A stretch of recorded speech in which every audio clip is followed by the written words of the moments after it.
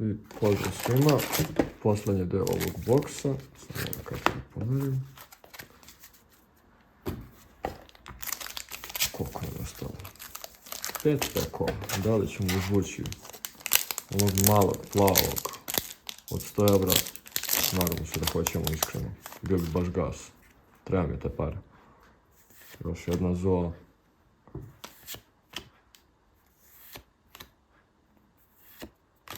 Mimi Gauss, fajn. Izvuku sam Solin.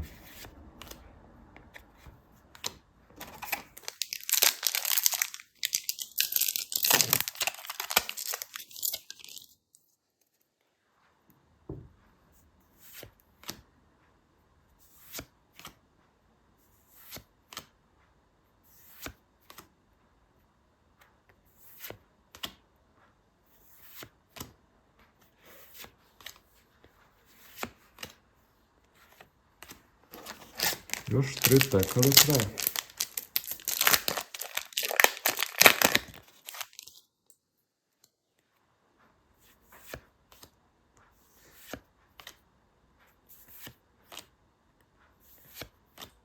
Još jedan Centurion, dobro.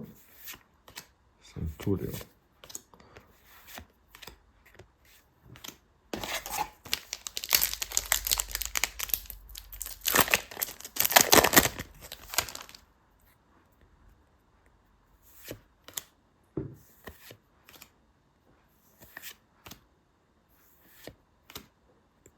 Šta je ovo?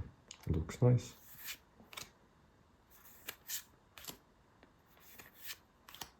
Služi koliko smo ovih mačaka izvuku, možemo napravimo ono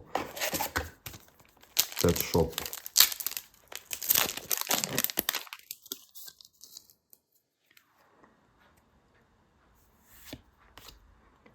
I posljednji pek.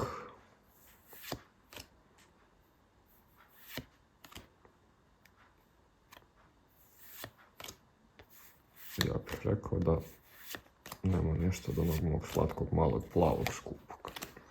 Ništa ljudi, to je bilo to.